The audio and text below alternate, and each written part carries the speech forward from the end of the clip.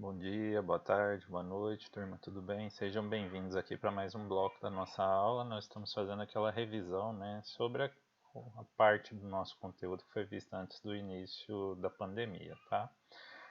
Estávamos aqui falando a respeito dos ciclos térmicos, né, e agora eu vou mostrar aqui um pouquinho para vocês o ciclo Rankine com reaquecimento, tá? Então, o diferencial do ciclo Rankine com reaquecimento, novamente, é aumentar a área útil aqui, que vai corresponder à energia, né, no caso ao trabalho extraído da nossa turbina, tá? E aí, né, no caso aqui é o sistema normal, né, tem o superaquecedor, e aí você insere um reaquecimento na parte inicial da turbina, né, ali mais ou menos com um terço da turbina. Então aquela energia que já foi perdida pelo vapor, esse vapor ele passa por um reaquecimento e é inserido a jusante, né, para compensar, para contribuir um pouco mais com a realização de trabalho pela turbina, tá? E aí com isso você ganha essa região do espaço aqui, o ponto 5, 6, 7, tá? Então é esse ponto aqui que é o ganho, né, oferecido por esse reaquecimento, né? E consequentemente você vai extrair mais trabalho. Bom, pessoal, temos também o ciclo Brayton, tá? O ciclo Brayton, basicamente, eles são caracterizados pelas turbinas, tá? E aí, basicamente, nós temos as turbinas do tipo industrial, né, que são aquelas turbinas de maior porte e um pouco mais pesadas, né? Então elas são grandes, pesadas, um nível de rotação um pouco menor, são menos eficientes. E aí também existem as turbinas de ciclo Brayton, né, do tipo aeroderivativas, que são aquelas turbinas similares às utilizadas em aeronaves, né, no uso aeronáutico. São turbinas de menor porte, menor potência, são mais compactas e leves, e aí, consequentemente, elas são mais eficientes, né? Porém, são mais caras. Nesse ciclo Brayton, né, ele é bastante simples. Então, só relembrando aqui, você vai ter um compressor.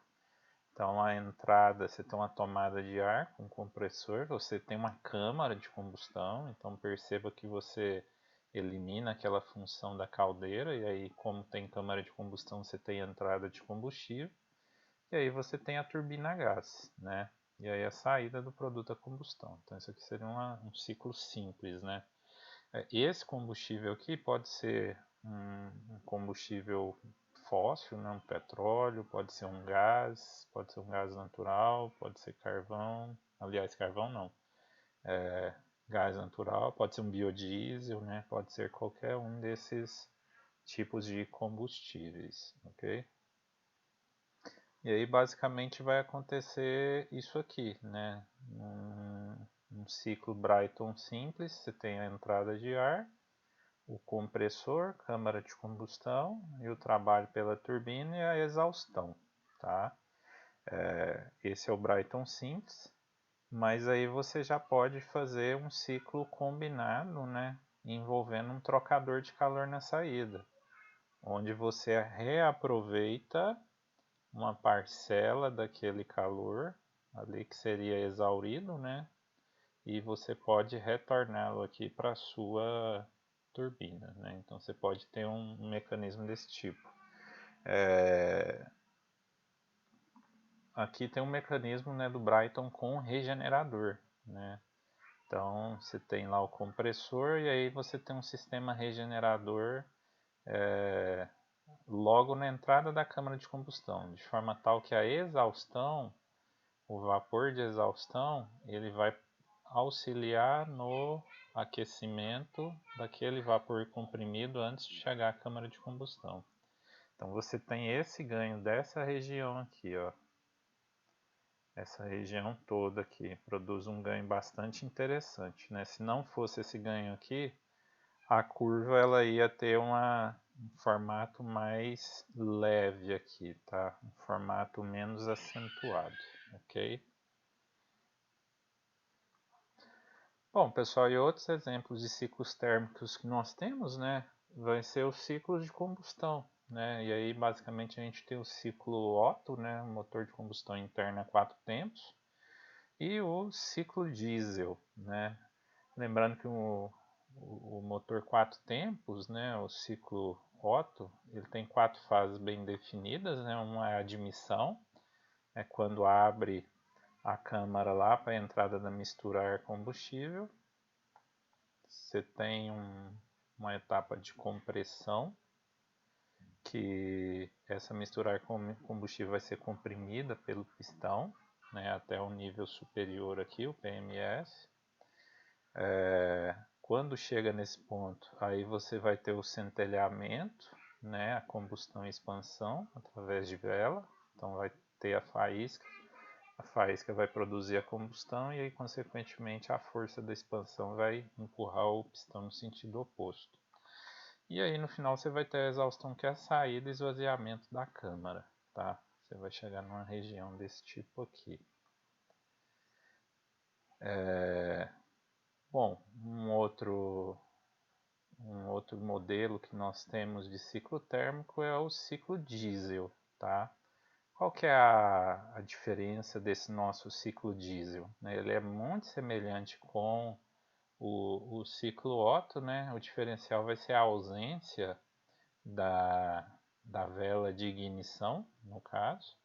Então você substitui a vela de ignição por uma bomba injetora, e aí você passa a injetar aquela mistura ar combustível, no caso, direto lá na câmara de combustão a alta pressão.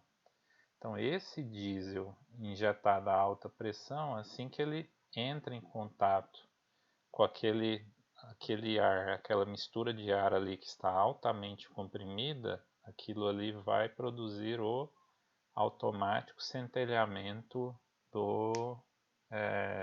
do combustível ali dentro e, consequentemente, a explosão, tá?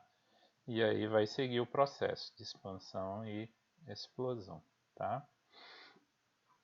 Bom, pessoal, e aí esses ciclos, né, vocês podem estar se perguntando, por que falar em ciclo Otto e ciclo diesel? Porque são dois ciclos que são muito utilizados em geradores diesel, muito usados aí pela cidade, tá? E aí, de repente, a gente consegue substituir esse tipo de ciclo, né, um combustível convencional, uma gasolina ou um diesel, por um biodiesel, por um biogás. Isso aí já é feito nas granjas de suinocultura, por um álcool ou por qualquer outro tipo de combustível renovável. Então isso dá um ganho muito interessante ao processo, né, e torna o processo mais sustentável, tá? Aqui a gente tem um outro exemplo de ciclo combinado, aqui no caso é uma combinação de um ciclo Brayton e um ciclo Rankine, que é muito comum em sistemas de grande porte, né, sistemas industriais e por aí vai. Então você tem um ciclo Rankine fazendo uma determinada etapa do processo, produzindo trabalho aqui mecânico que é utilizado, por exemplo, para a produção de energia elétrica. E aí aqui no meio do processo você vai ter a parte de trocagem de calor. Você tem um trocador de calor aqui do ciclo Brayton e ele vai pré-aquecer esse seu vapor que vai entrar na sua turbina, tá? Então você vai ter um ganho aqui muito interessante. E aí só então esse vapor aqui vai ser exaurido pela chaminé. Então você passa a ter geração de trabalho em dois pontos aqui, né?